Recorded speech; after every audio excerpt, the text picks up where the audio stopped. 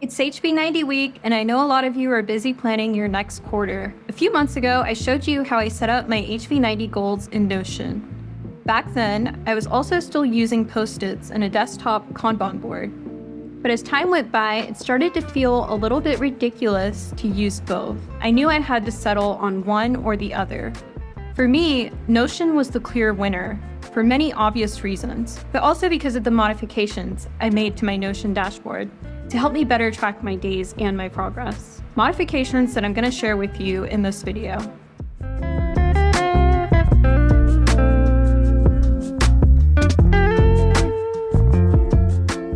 This is what the HB90 table looks like when you first set it up.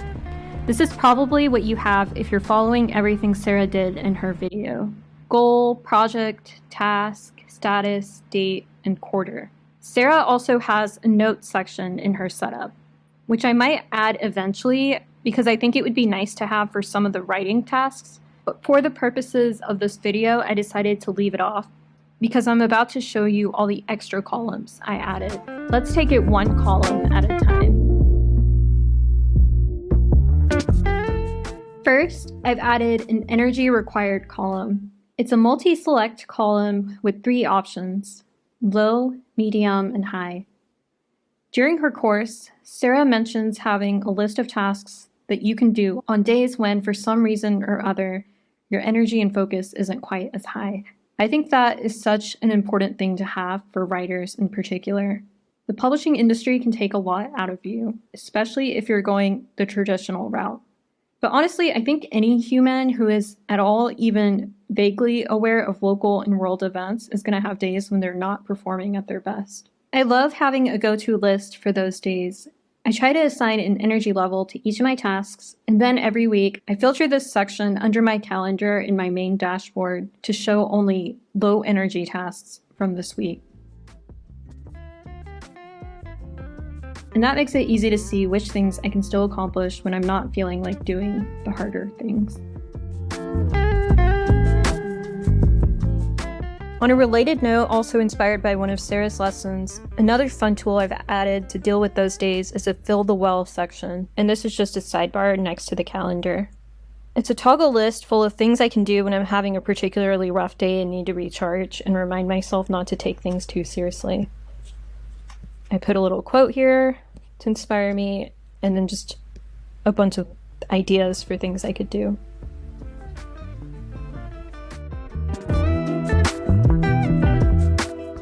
Other columns I add are the numerical columns, total required TB, and actual TB.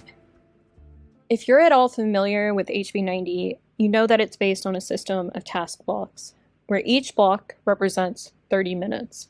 I love these columns, and I love using task blocks because they really help me see where my time is going and whether I've planned too much for the week. As you might recall from one of my past planning videos, I start almost every week by blocking out all the task blocks I have available using this chart in the HB90 planner in either washi tape or digital rectangles. So this is showing this particular week's available task blocks. I've been trying to stop work by 5 and not at all on Sundays, but I'm still really struggling to have those boundaries. So after I know how many task blocks I'm working with, I put everything I need to do on this week's calendar and fill in the total required column so that I can assess how many task blocks I've scheduled. I do that by using this little tracker right next to my calendar in my main dashboard. It shows me the week's tasks and the total TB I've estimated they require. So what I've done here is I filtered it to show this week and the total required TB. This is great because it shows me exactly how much I've scheduled and whether I can realistically hope to accomplish it this week. I took it a step further this week and added a way to track daily task blocks as well. To do that, I had to create a duration column and a task blocks per day column. This took several hours to figure out on my own, so I'm just going to give you the formulas to do it. For duration, this is the formula I used. You can see it here. And here is the formula for total task blocks per day.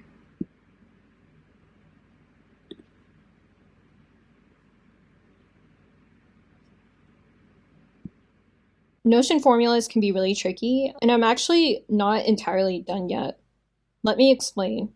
So what this does is it tracks the duration of each task based on the date it starts and finishes, and then it divides the task by the duration to tell me how many task blocks to dedicate to it per day.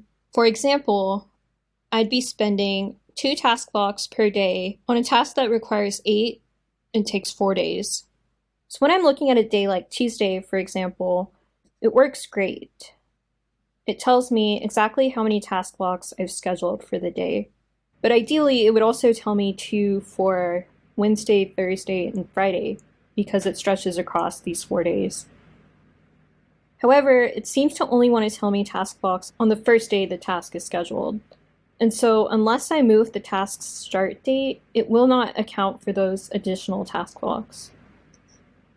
So when I filter this for today instead of Tuesday,